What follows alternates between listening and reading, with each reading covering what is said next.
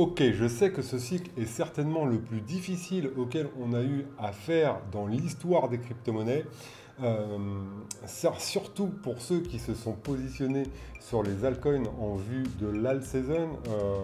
Clairement, on aurait été positionné sur Bitcoin depuis le début de ce cycle, c'est-à-dire depuis les 15 000 dollars, sans chercher à investir dans des altcoins, machin, sur la tech, sur l'évolution, voilà, sans chercher à voir l'innovation dans les crypto-monnaies. Bah, on aurait été clairement les plus grands gagnants de ce bull run, mais je ne désespère pas, je regarde les actes de ceux qui ont beaucoup de poids sur ce marché et c'est ce qu'on va aller voir. On va aller voir le wallet de Donald Trump qui s'est encore garni en altcoin et ça me rassure. On va voir qu'il a beaucoup acheté récemment, le wallet de la World Company Finance. On va aller voir les ETF, on va aller voir quelques données on-chain. On va aller voir aussi qu'un gros mouvement se prépare, donc restez bien à la fin, jusqu'à la fin de la vidéo parce que c'est ce que je vais parler en dernier. Voilà, aujourd'hui je ne vais pas aller faire de focus sur les agents IA parce que ça transige, il n'y a pas grand chose à dire, il faut juste être patient. On va aller surtout se focaliser sur le cycle.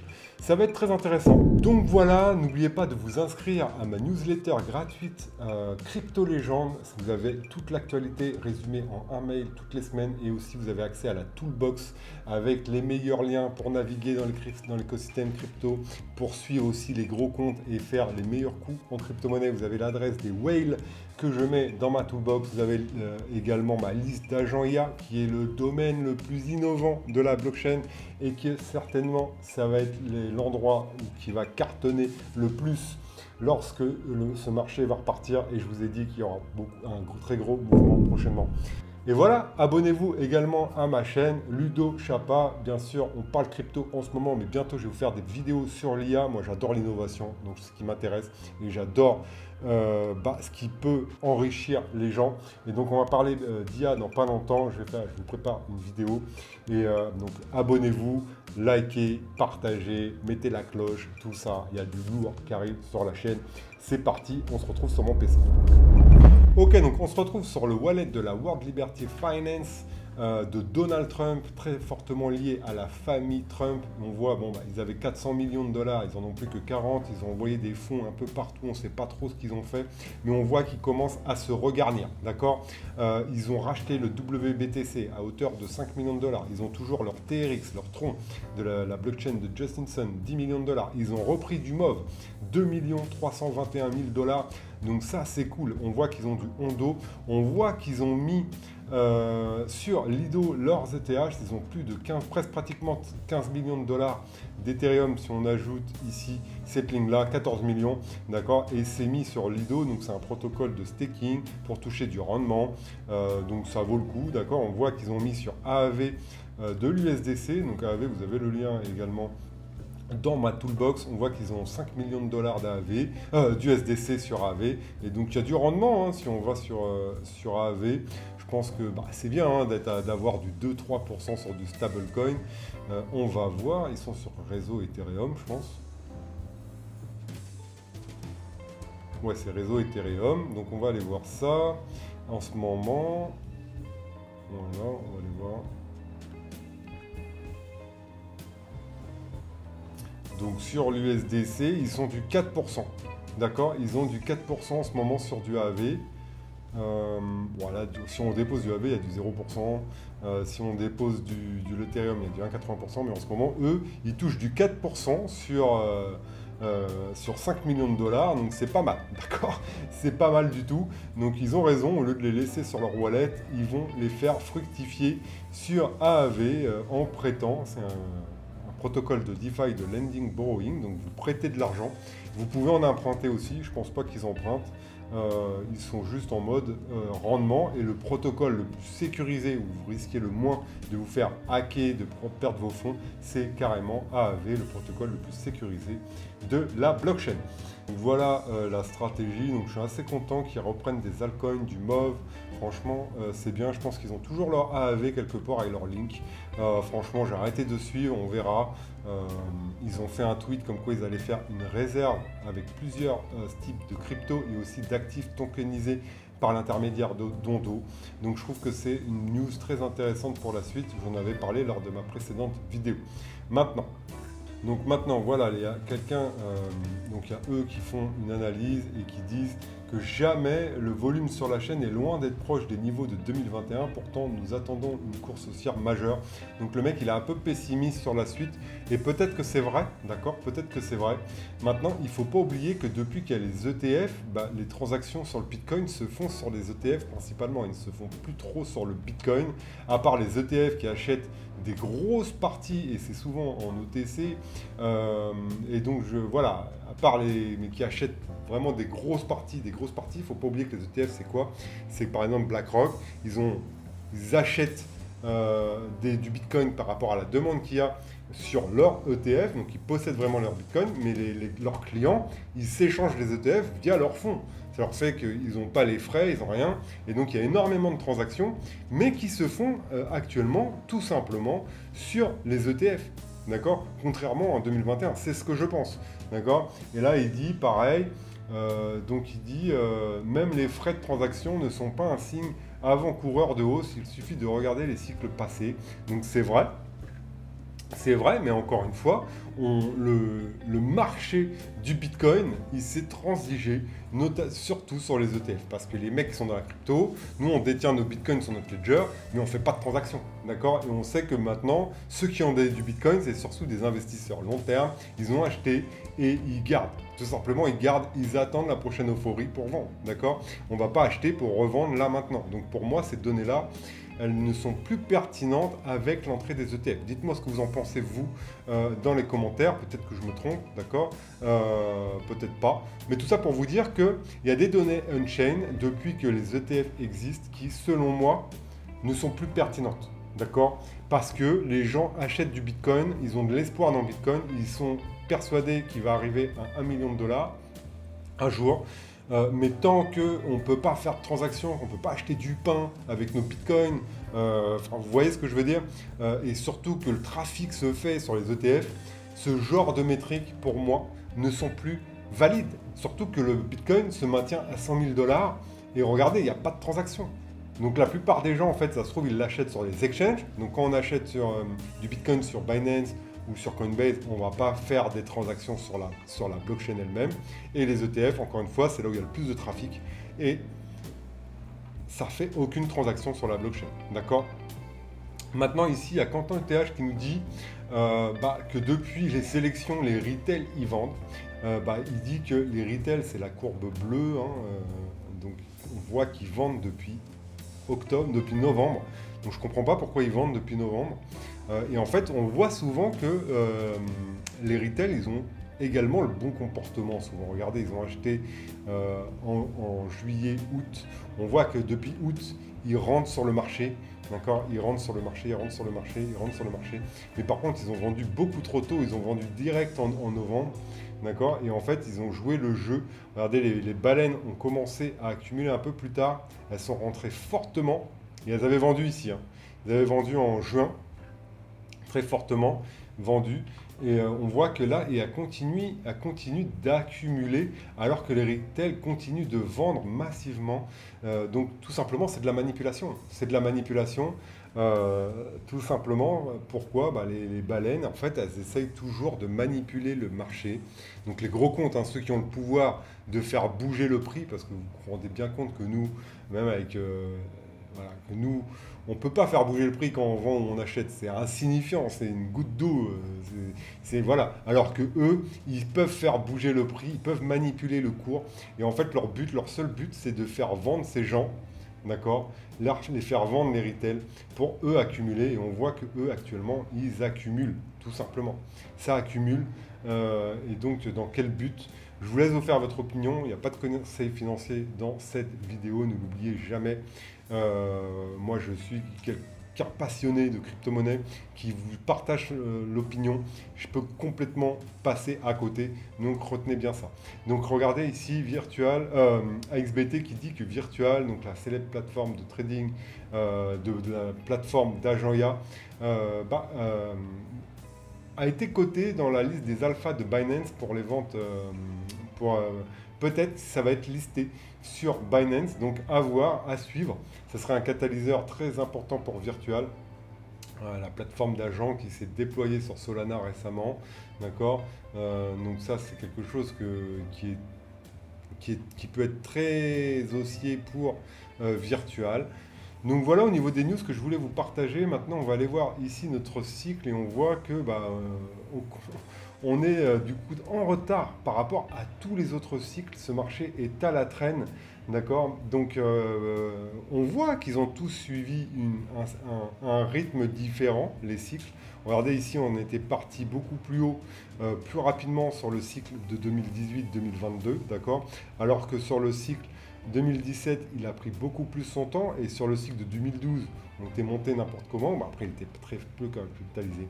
Ce cycle a exactement ces caractéristiques, ces mêmes caractéristiques, d'accord.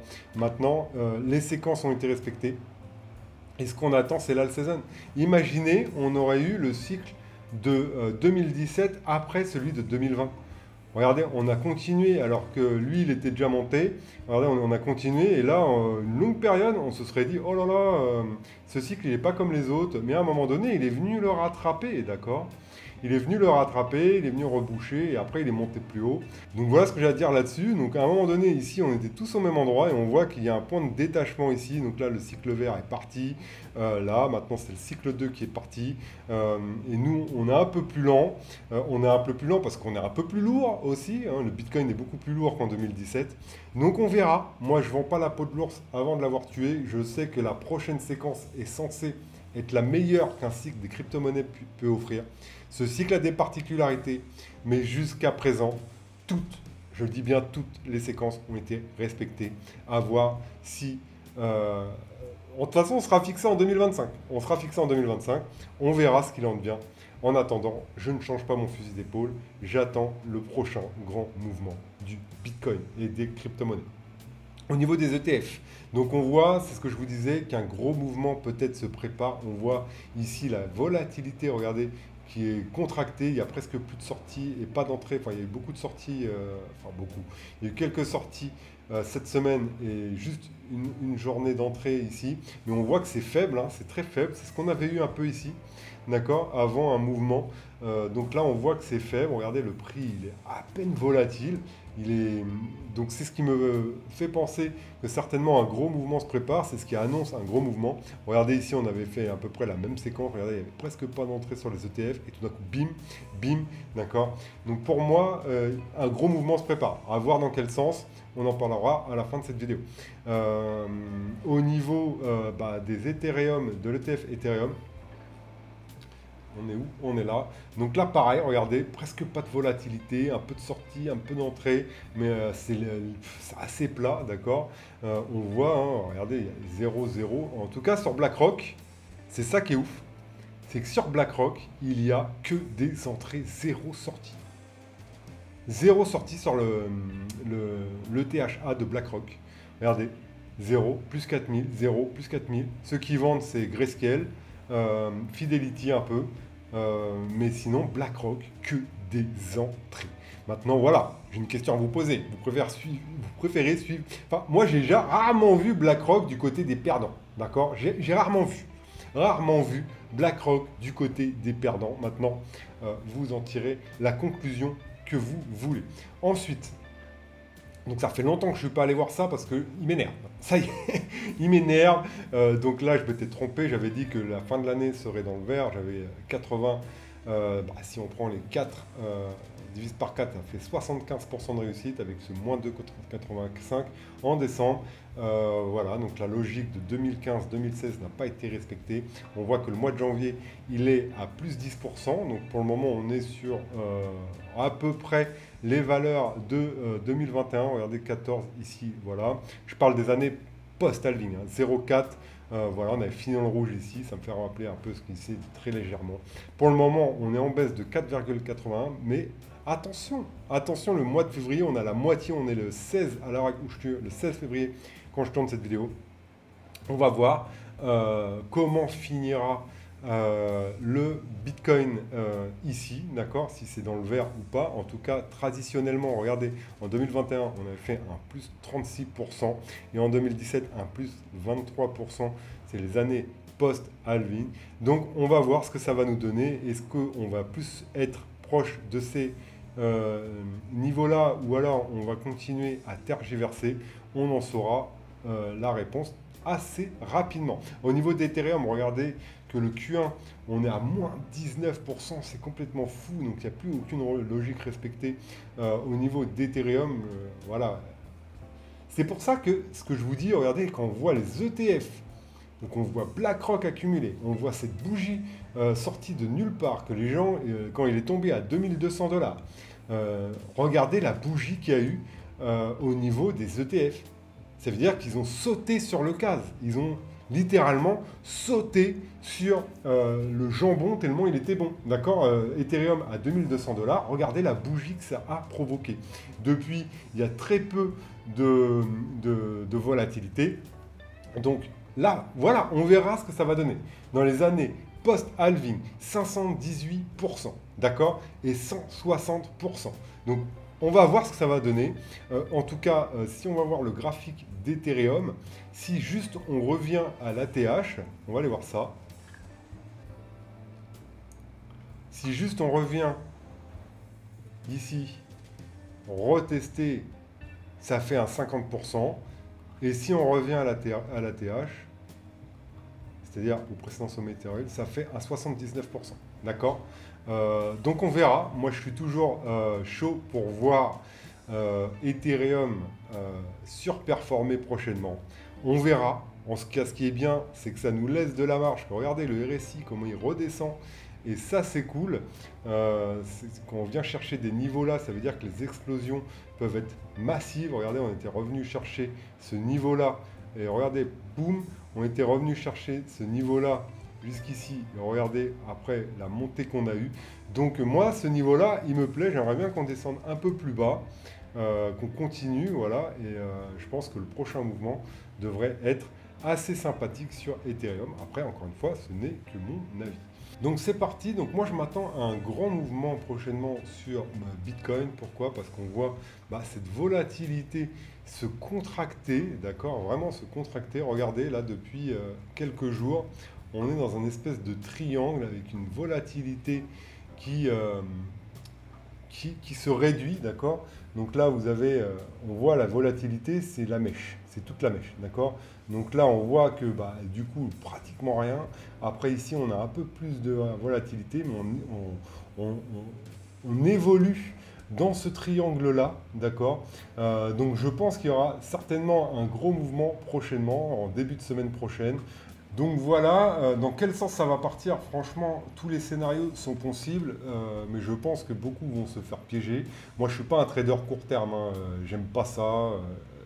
Et pour le trading court terme, il y a largement mieux que cette chaîne à aller voir. Donc potentiellement, on peut partir comme ça et remonter là, et du coup piéger les gens qui guettent ce triangle-là. Ou alors faire le contraire, sortir là et aller plus bas. Franchement, j'en sais rien. Ce qui est sûr, c'est que pour le moment, on évolue dans cette zone. Hein, et donc moi, c'est ce que j'aime bien faire. Me faire des zones. Regardez ici. Clairement, on est dans cette zone-là. Voilà. Et on rebondit toujours dans cette zone-là. Voilà. Et donc pour le moment, on fait du yo-yo, d'accord. On va chercher là-bas, là. Donc peut-être qu'on va venir chercher ici pour revenir là. Peut-être qu'on va aller chercher là pour revenir en haut. Je ne sais pas. À voir comment le marché évolue. Mais je vous dis, certainement, un mouvement de la sorte va avoir lieu prochainement quand on voit cette contraction de la volatilité. C'est ce qui s'était passé ici. Regardez, on a presque plus de volatilité et tout d'un coup bim, et tout d'un coup bim en bas. D'accord. Et ça peut le faire dans les deux sens.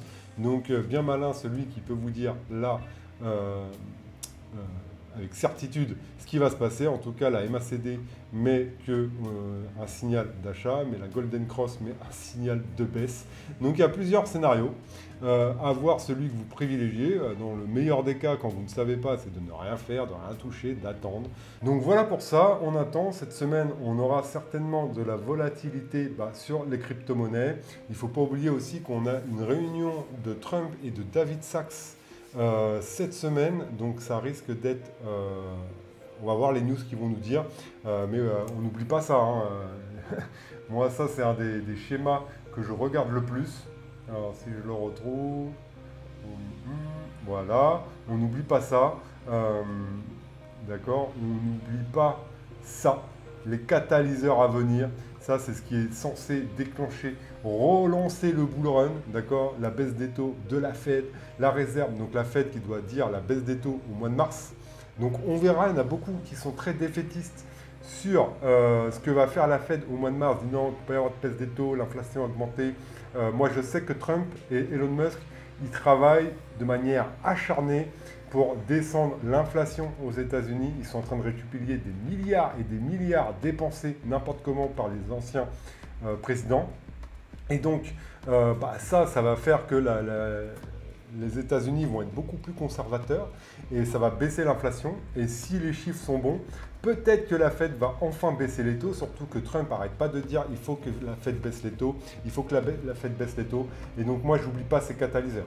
D'accord? Il y a une réserve stratégique en Bitcoin qui doit être annoncée par les États-Unis. Il y a des actifs numériques qui doivent être mis dans un fonds américain pour que les États-Unis n'aient plus besoin d'imprimer, mais d'actifs numériques, mais aussi des actifs tels que les actions américaines, d'accord? Des actions de la TradFi, du système traditionnel. Vous voyez ce que je veux dire? J'en perds mes mots. J'attends aussi la loi sur 0% de taxes sur les cryptos américaines, une boîte de Pandore. Si ça le fait, c'est un catalyseur de ouf qui peut lancer littéralement l'alt season. J'attends qu'Ethereum devienne la blockchain du trésor américain. Et Elon Musk, il est tellement à fond envers la corruption qu'il audite tous les trucs. Et il veut mettre le trésor sur la blockchain et il n'y a rien de plus transparent. Imaginez que ce soit le cas. Vous pouvez aller mettre le wallet du trésor américain et vous voyez toutes les dépenses qu'ils ont fait. Donc ça, la meilleure transparence, c'est sur la transparence, c'est sur la blockchain. On attend que les ETF Solana, XRP, Litecoin et tout ça soient validés. Un très gros catalyseur pour l'écosystème crypto en général et surtout pour les altcoins pour lancer l'alt season. Voilà, il y a aussi ça qui peut arriver, la bulle d'IA, la récession, le crash de MicroStrategy. Ça, c'est quelque chose qui peut arriver. C'est des signes noirs qui peuvent se déclencher à tout moment. Mais je pense qu'ils se déclencheront. Après, ce n'est que mon avis. À vous d'avoir le vôtre. Il faut que vous ayez vos convictions. Il faut que vous ayez vos convictions et que il faut que vous ayez vos convictions et que chaque élément doive juste les conforter ou vous faire évoluer dans vos convictions. D'accord? Ne prenez rien de ce que disent les gens sur les réseaux sociaux pour argent comptant. Moi, ça, c'est mes convictions. C'est mes convictions que je vous partage à vous d'avoir les autres. Et pour moi, tout ça, c'est des catalyseurs de fous qui peuvent lancer l'alt season. On voit, là, regardez, monter, latéralisation, monter, latéralisation, monter, latéralisation, monter, latéralisation. Donc là, on accumule, pour moi, on accumule pour aller plus haut. Les données des précédents cycles voilà, n'ont plus rien à voir avec ce cycle-là.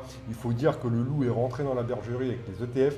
On a les dents, on a des gens avec les dents affûtées qui sont là, qui savent manipuler, qui manipulent les gens depuis des années dans le système traditionnel. Et donc moi, j'attends mes catalyseurs. D'accord? Et on peut en rajouter un. C'est que la SEC a autorisé deux types d'ETF sur Ethereum. Un ETF où, du coup, vous avez vu, Trump a mis ses ETF sur Lido, il a du rendement. Et donc, du coup, les gens ils vont pouvoir toucher comme du dividende avec l'ETF Ethereum. Ça, c'est une révolution. D'accord? Parce qu'il y a rien qui peut offrir de meilleur rendement que ce qu'il y a actuellement sur Ethereum avec le système de nœuds avec 32 Ethers et sur une blockchain aussi sécurisée. Donc voilà, donc il y a plein de big news que je pourrais rajouter ici qui arrivent et qui selon moi seront des catalyseurs pour propulser le marché vers le haut. D'accord? Donc là, c'est pour ça que moi, là actuellement, je m'en tamponne que ça aille vers le haut ou vers le bas. Moi, je suis patient. Moi, je suis patient et j'attends mon heure, d'accord? Je sais que j'attends mon heure. Je ne vais certainement pas retirer mes cryptos là, d'accord? J'ai vécu tout ça, j'ai vécu tout ça. Bien sûr, je fais de l'arbitrage. Il faut savoir arbitrer dans ce marché. Il faut savoir s'adapter à ce marché, sinon on disparaît, comme toutes les espèces qui n'ont pas su s'adapter sur Terre, on disparaît. Donc il faut aller voir, regarder ce que fait Trump, ce que font les personnes qui peuvent faire fluctuer ce marché, l'innovation comme les agents IA, et c'est ce que je vous partage sur cette chaîne. Je pense que tout est dit. L'abonnement, ce n'est pas toujours fait. On va suivre ça de près. Le like pour m'encourager. Vraiment, merci à tous ceux qui mettent un like. Je vous aime. Voilà. Et l'abonnement à ma newsletter Crypto Légende, c'est gratuit. Il n'y a que de la valeur dedans. Voilà. Je pense que si vous ne l'êtes pas abonné à cette newsletter, c'est une erreur. Et voilà, on se retrouve pour une prochaine vidéo. Allez, ciao!